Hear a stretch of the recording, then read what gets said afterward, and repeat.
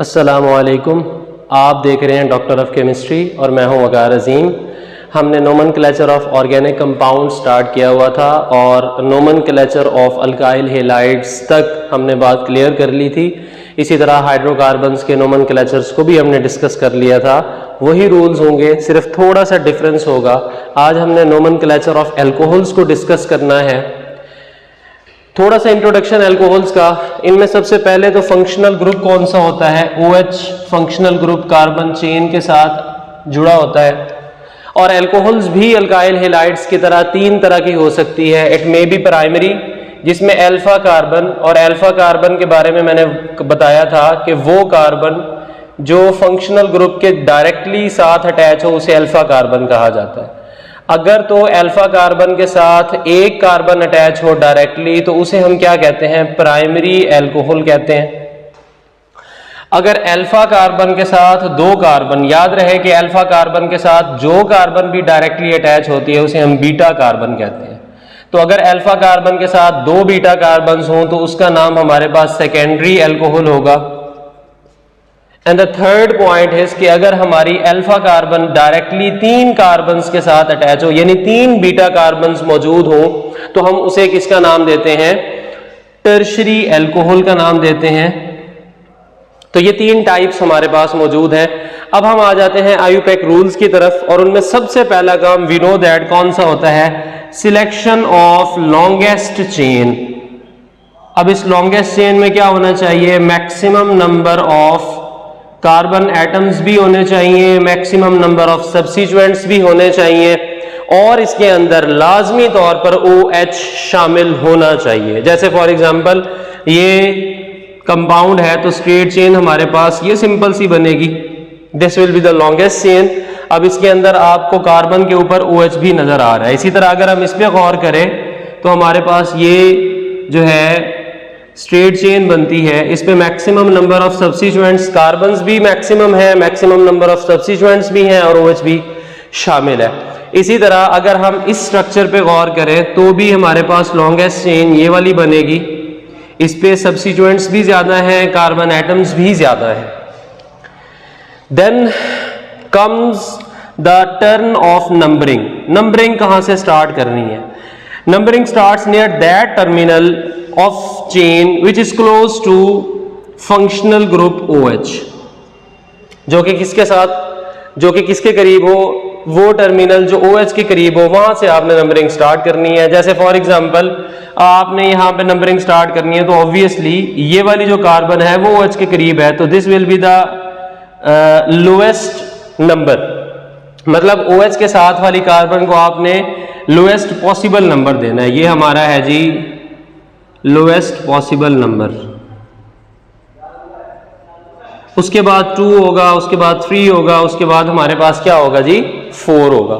इसी तरह यहां पे नंबरिंग हम इधर से भी स्टार्ट कर सकते हैं, इधर से भी। इधर अगर हम इस तरफ से आए तो कार्बन नंबर 2 पे OH है, और इस तरफ से जाएं तो 1 2 3 4 पे OH है। तो OH प्रेफर्ड फंक्शनल ग्रुप है, यहां से हमने नंबरिंग स्टार्ट करनी होगी। इसी तरह अगर हम यहां पे गौर करें तो इस टर्मिनल से कोई OH करीब नहीं है, इस टर्मिनल के करीब है OH, तो नंबरिंग आप यहां से स्टार्ट करेंगे। Is it clear? इसी तरह से अगर हम यहां पे लॉन्गेस्ट चेन की बात करें तो नंबरिंग यहां से भी स्टार्ट हो सकती है, इधर से भी स्टार्ट हो सकती है। इस लॉन्गेस्ट चेन की बात करें तो भी हमारे पास नंबरिंग इधर से भी स्टार्ट हो सकती है, इधर से भी स्टार्ट हो सकती है। It's okay. उसके बाद क्या करना है आपने? लॉन्गेस्ट चेन में count the number of carbon atoms. आपने क्या करना है? कार्बन एटम्स काउंट करने हैं। लॉन्गेस्ट चेन में कितने हैं जी? 4। आपने क्या करना है? कार्बन एटम से derive the name of respective alkane. 4 carbon वाली अल्केन बना लेनी है, ठीक है। जैसे फॉर एग्जांपल 4 कार्बन वाली अल्केन का नाम क्या होगा हमारे पास? ब्यूटेन। मैंने ब्यूटेन बना ली। फिर वो कहता है कि replace ending E of alkane with OL। तो जब आप अल्केन की ई की जगह OL लगाएंगे तो आपके पास क्या चीज बन जाएगी? अल्कानोल। जैसे हमारे पास ब्यूटेन थी, हमने ई की जगह पे क्या चीज लिखी? OL, तो हमारे पास बन गया ब्यूटानोल। अब ये ब्यूटानोल भी ठीक नहीं होगा, क्योंकि अगर हम नेमिंग पैटर्न पे गौर करें तो हमारे पास सबसे पहले वो नंबर आता है वो उस कार्बन नंबर की बारी आती है जिसके ऊपर सब्स्टिट्यूएंट हो, ठीक है, जबकि इस चेन में सब्स्टिट्यूएंट कोई भी नहीं है OH के अलावा, तो ये वाला हमारा सारा हिस्सा ओमेट हो जाएगा। और अल्कानोल से पहले नंबर ऑफ दैट कार्बन है which contains OH functional group. तो अब इस चेन में OH किस कार्बन के ऊपर है जी? कार्बन नंबर 1 पे। इस वजह से हम क्या लिखेंगे? ब्यूटेन, और उसके बाद हम क्या लिखेंगे?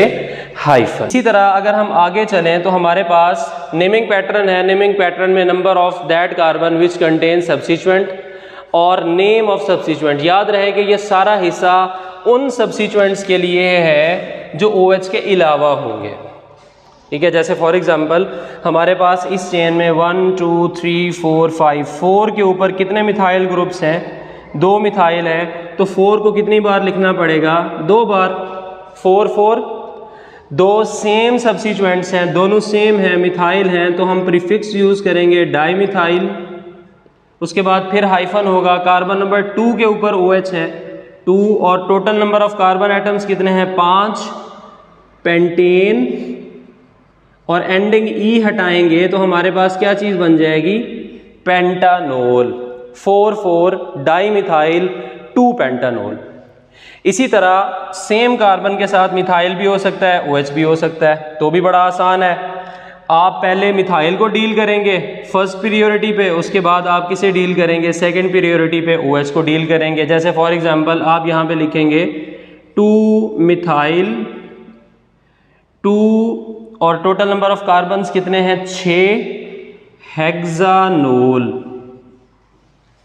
ई की जगह पे आपने क्या चीज लिख दी? OL लिख दिया।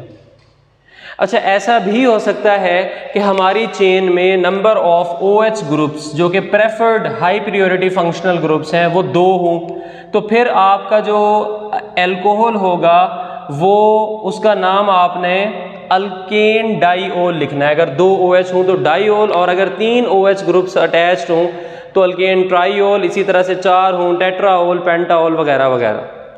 तो जैसे फॉर एग्जांपल आपके पास यहाँ पर 2 OH हैं, एक कार्बन नंबर 1 पे है, कार्बन नंबर 2 पे है, तो और कोई सब्स्टिट्यूएंट नहीं है। इस वजह से हम क्या कर देते हैं इसे, सबसे पहले ये 1 और 2 आएंगे,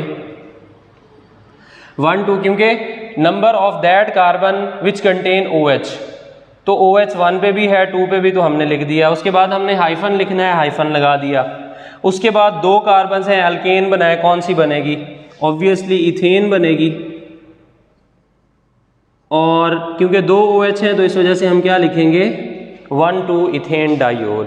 इसे क्या कहा जाता है? कॉमन नेम इसका ग्लाइकोल है। अगर हम इस पे गौर करें तो 1 पे भी OH है, 2 पे भी OH है, 3 पे भी OH है, तो क्या लिखेंगे? 1 2 3, 3 कार्बन वाली अल्केन प्रोपेन, और कितनी एल्कोहल्स हैं? 3, तो 1 2 3 प्रोपेन ट्राइओल, जिसे क्या कहा जाता है? ग्लिसरॉल कहा जाता है। ये कॉमन नेम है इसका। ऐसा भी हो सकता है कि हमारा ये जो R फंक्शनल ग्रुप यानी अल्काइल ग्रुप है, कार्बन चेन है, उसके अंदर अनसैचुरेशन आ जाए, कहीं पे डबल बॉन्ड आ जाए, यानी इनोलिक फॉर्म आ जाए, तो फिर नेमिंग पैटर्न क्या होगा? तो फिर आपने डियर स्टूडेंट्स क्या करना है? Lower number of carbon carbon double bond, यानी अनसैचुरेटेड कार्बन्स में से जो लोअर कार्बन होगी सबसे पहले आप उसका नंबर लिखेंगे। जैसे फॉर एग्जांपल ये हमारी है लॉन्गेस्ट चेन, ऑब्वियसली नंबरिंग हम कहाँ से स्टार्ट करेंगे? 1 2 3 4, तो हमारी जो अनसैचुरेशन है वो 2 और 3 पे है, और इनमें से लोअर नंबर कौन सा है? 2, तो क्या लिखेंगे जी? 2 लिखेंगे। उसके बाद आपने क्या लगानी है? हाइफन। उसके बाद आपने अल्कीन बना लेनी है, और ये अल्कीन कहाँ से आएगी? ये आपके पास लॉन्गेस्ट चेन से आएगी। लॉन्गेस्ट चेन में कार्बन्स गिने, कितनी कार्बन हैं? 4 की अल्केन बनाए, कौन सी बनती है?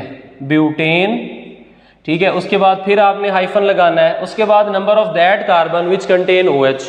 अब OH कहाँ पर मौजूद है? कार्बन नंबर 1 पे मौजूद है, इस वजह से आप क्या लिखेंगे यहाँ पे? 1, और सबसे लास्ट में क्या चीज लिखनी है? OL।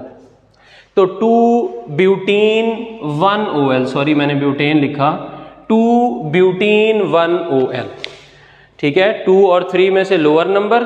उसके बाद हमने अल्कीन बनानी है। अल्कीन कैसे बनाएंगे? कार्बन्स के एटम्स गिनेंगे और उसकी अल्केन बनाएंगे और ANE को ENE से रिप्लेस कर देंगे, तो हमारे पास क्या चीज़ बन जाएगी, 2 ब्यूटीन 1 OL। इसी तरह से अगर आप इस स्ट्रक्चर को गौर करके देखें तो आपके पास लॉन्गेस्ट चेन बनेगी ये वाली। नंबरिंग अगर आप देखें तो कहाँ से स्टार्ट हो सकती है, 1 2 3 4 एंड 5। अब ज़रा नेमिंग पे गौर कर देते हैं, किस तरह से हम इसका नाम लिख सकते हैं। 2 और 3 के ऊपर है हमारे पास अनसैचुरेशन, और अनसैचुरेशन से पहले हमें क्या करना पड़ेगा, जो सब्स्टिट्यूएंट्स हैं उनको भी डील करना पड़ेगा। वो किसके ऊपर हैं, 2 और 3 पे। तो आप क्या लिखेंगे, 2 3 डाईमिथाइल, उसके बाद फिर हाइफन होगा, उसके बाद फिर आप क्या लिखेंगे, lower number of unsaturation 2, 5 carbon की अल्कीन बनाए पेंटीन और 1 OL, 2 3 डाईमिथाइल 2 पेंटीन 1 OL। तो हमारे पास ये सारी इनोलिक फॉर्म्स हैं जो हमने अभी पढ़ी। इस फंक्शनल ग्रुप को यानी अनसैचुरेटेड एल्कोहल्स को क्या कहा जाता है, इनोल्स भी कहा जाता है। अच्छा, ऐसा भी हो सकता है कि हमारा OH प्रेफर्ड फंक्शनल ग्रुप ना हो, प्रियोरिटी में ना हो। जो प्रियोरिटी ऑर्डर है उसमें कार्बोक्सिलिक एसिड नंबर 1 पे है, उसके बाद CNO है, फिर एल्डिहाइड है, फिर कीटोन है, फिर आगे जाके कहीं पे OH है। तो अगर आपके पास कार्बोक्सिलिक एसिड फंक्शनल ग्रुप आ जाता है तो फिर मेन फंक्शनल ग्रुप जो होगा वो ये वाला होगा, यानी जो आपका पेरेंट नेम होगा वो इस फंक्शनल ग्रुप से आएगा, और ये जो OH है ये एज अ सब्स्टिट्यूएंट है, और जब ये एज अ सब्स्टिट्यूएंट बिहेव करे तो हम इसका नाम रखते होते हैं हाइड्रोक्सी। तो if OH is not a high priority preferred functional group, it is used as substituent, और सब्स्टिट्यूएंट का नाम क्या होता है, हाइड्रोक्सी। अब जरा नंबरिंग करें, ऑब्वियसली प्रेफर्ड फंक्शनल ग्रुप से नंबरिंग होगी, कार्बन नंबर 1 2 3 4। अब 3 के ऊपर कितने OH हैं, 2 OH, तो आप लिखेंगे 3 3 डाईहाइड्रोक्सी, ठीक है। और उसके बाद हमारे पास 4 कार्बन हैं टोटल, अल्केन बनाए, उसकी कौन सी बनती है, ब्यूटेन। और जब आप कार्बोक्सिलिक एसिड का नोमेनक्लेचर हम पढ़ेंगे तो हम देखेंगे कि उसमें जो E होता है अल्केन का, उसको हम रिप्लेस कर देते हैं OIC एसिड के साथ। अब E को ज़रा रिप्लेस करें OIC एसिड के साथ तो क्या चीज़ बनती है, butanoic acid, 3 3 dihydroxy butanoic acid, या आप इसे 1 ब्यूटानोइक एसिड भी कह सकते हैं। इसी तरह से अगर आप स्ट्रक्चर नीचे वाले पे गौर करें तो आपके पास क्या चीज़ आ जाएगी, नंबरिंग कहीं से भी स्टार्ट हो सकती है क्योंकि दोनों टर्मिनल सेम है। हम यहाँ से नंबरिंग स्टार्ट कर लेते हैं, 1 2 3 4, यहाँ पर भी OH है, इधर भी OH है, ठीक हो गया। और कार्बन नंबर 1 के ऊपर एक कार्बोक्सिलिक है और कार्बन नंबर 4 भी कार्बोक्सिलिक है। अगर 2 कार्बोक्सिलिक एसिड्स आ जाएं तो हम लास्ट में यूज़ करते हैं डाईओइक एसिड, अगर 3 आ जाएं तो हम यूज़ करते होते हैं ट्राईओइक एसिड। ये हम डिटेल में भी पढ़ेंगे, डिस्कस करेंगे, बाकी एग्जांपल्स भी डिस्कस करेंगे। तो देखिएगा ज़रा, आप क्या लिखेंगे, 2 3 डाईहाइड्रोक्सी, ठीक है जी। और उसके बाद आपके पास ब्यूटेन। अब ब्यूटेन हमने पहले क्यों लिख लिया, क्योंकि 4 कार्बन्स हैं। इसे जो है 1 4 ब्यूटेन डाईओइक एसिड भी कह सकते हैं, या 2 3 डाईहाइड्रोक्सी ब्यूटेन, और उसके बाद आप लिखें 1 4, क्योंकि 1 के ऊपर भी कार्बोक्सिलिक है, 4 के ऊपर भी कार्बोक्सिलिक है, आप लिखें डाईओइक एसिड। और वैसे इसे क्या लिखा जा सकता है, 2 3 डाईहाइड्रोक्सी 1 4 ब्यूटेन डाईओइक एसिड भी लिखा जा सकता है, लेकिन वो कॉमन प्रैक्टिस नहीं है, ये कॉमन प्रैक्टिस है, इस वजह से हम इसे प्रेफर्ड करते हैं। So this was all about alcohols and their nomenclatures, their types and their different possibilities with other functional groups. तो ये हमने डिस्कस कर लिया। अगर आपका कोई क्वेश्चन हो तो आप हमसे व्हाट्सएप पर आप रब्ता कर सकते हैं, फेसबुक पे रब्ता कर सकते हैं, यूट्यूब के ऊपर भी कमेंट्स कर सकते हैं, और उन कमेंट्स में आप अपना क्वेश्चन पूछ सकते हैं। अपनी दुआओं में याद रखिएगा। मिलते हैं नेक्स्ट लेक्चर में, तब तक के लिए अल्लाह हाफिज़।